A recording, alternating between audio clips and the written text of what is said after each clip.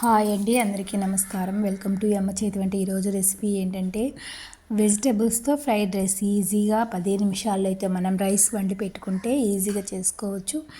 ఇక్కడైతే నేను ఈరోజు మారేడు దళాలతో మనకి ఏదైనా స్థిరమైన ఉద్యోగం కావాలి అంటే ఆ తల్లి పరదేవత ఆ లలితా పరమేశ్వరి అనుగ్రహం ఉండాలి. కాబట్టి ఆ తల్లిని మారేడు దళాలతో తీసుకుని యాదేవి సర్వభూతేషు వృత్తి రూపేణ సంస్థితాం నమస్తస్యై నమస్తస్యై నమస్తస్యై నమో నమః ఆ మంత్రంతో 108 సార్లు కానీ మారేడు దళాలతో గంధం రాసి మనం జపించి ఆ తల్లికి సమర్పించినామంటే మనం మనస్ఫూర్తిగా వేడుకుంటే ఖచ్చితంగా ఏదో ఒక దారి అయితే మనకు డబ్బు సంపాదన మార్గాన్ని అయితే చూపిస్తుంది. ఇంకెందుకండి ఆలస్యం, ఇప్పుడు అయితే మనం ఫ్రైడ్ రైస్ అయితే వెజిటబుల్స్ ఫ్రైడ్ రైస్ ఎలా చేసుకోవాలో ఈ వీడియోలో తెలుసుకుంటామండి. ఈ ఫ్రైడ్ రైస్ ఒకసారి టేస్ట్ చూసినారంటే ఎప్పుడు కూరలు లేకపోయినా మనం రోజు పులసన్నం చేసిన టమాటా రైస్ చేసినా ఇష్టంగానే తింటారు. కానీ ఈ రైస్ ఒక్కసారి చేసినారంటే మళ్ళీ ఎప్పుడు దీన్నే కావాలని కోరుకుంటూ ఉంటారు. ఇంట్లో మగవాళ్ళు కానీ పిల్లలు కానీ ఇలా చేయమని అడుగుతూ ఉంటారు. దీనికి నేను ఎక్కడ గోబీ కానీ చికెన్ కానీ ఎగ్ కానీ ఎక్కడ యూస్ చేయలేదు.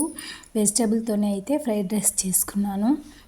ఇది ఈజీ ఈ రెసిపీ వెజిటబుల్స్ మంచి హెల్తీ.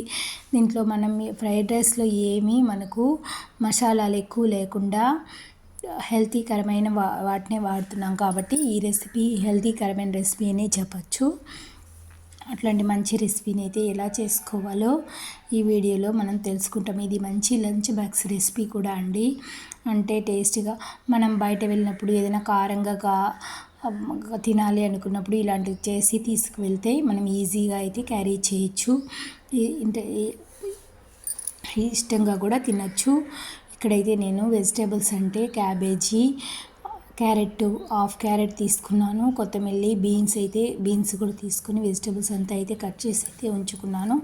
దీనికి ఆయిల్ అయితే 2-3 టేబుల్స్ అయితే పడుతుంది. నేను ఇక్కడైతే 2 టేబుల్ స్పూన్ ఆయిల్ కూడా ఎక్కువ యూస్ చేయలేదు. ఆయిల్ వేసి మనం కట్ చేసుకున్న కొత్తిమీర కూడా బాగా కడిగి వాష్ చేసుకొని కట్ చేసుకొని అయితే రెడీ చేసి పెట్టుకోవాలి. ఇప్పుడైతే నేను రైస్ కూడా అయితే రెడీ చేసి అయితే ఉంచుకున్నాను. ఇప్పుడు మనం కట్ చేసుకున్న వెజిటబుల్స్ అంతా వేసి బాగా దీనికి వచ్చి స్టవ్ వచ్చి హై ఫ్లేమ్లోనే పెట్టి బాగా కలబెట్టుకుంటూ ఉండాలి. ఇందులోనే 1/2 టీ స్పూన్ అల్లం వెల్లుల్లి పేస్ట్ కూడా అయితే వేసేస్తున్నాను. ఇక్కడ మనం చేయాల్సిన ముఖ్యమైన పని ఏంటంటే వెజిటబుల్స్ బాగా ఫ్రై అవ్వాలి. హై ఫ్లేమ్లోనే పెట్టి ఫ్రై చేయాలి. అప్పుడే మనకు వెజిటబుల్స్ బాగా కుక్ అవుతాయి, రైస్ టేస్ట్గా ఉంటుంది. మనం ఇక్కడ ఇప్పుడైతే ఆల్రెడీ వెజిటబుల్స్ అంతా కుక్ అయిపోయింది కాబట్టి నేను రైస్ అయితే రెడీ చేసి ఉంచుకున్నాను. కాబట్టి మనకు కావాల్సినంత రైస్ అయితే వేసేసినాను. ఇది 3 మెంబర్స్ ఈజీగా తినేయచ్చు.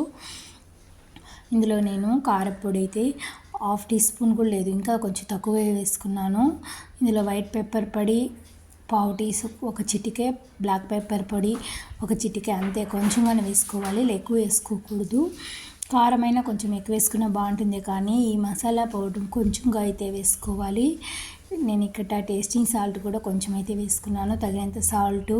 చికెన్ మసాలా అయితే ఒక 1/2 టీ స్పూన్ అయితే వేసుకొని రైస్ మొత్తం కుక్ అయ్యేలా హై ఫ్లేమ్లోనే పెట్టుకొని బాగా కలుపుకొని ఫ్రై చేసుకోవాలి. టేస్టీ అయిన రైస్ రెడీ అయిపోతుంది.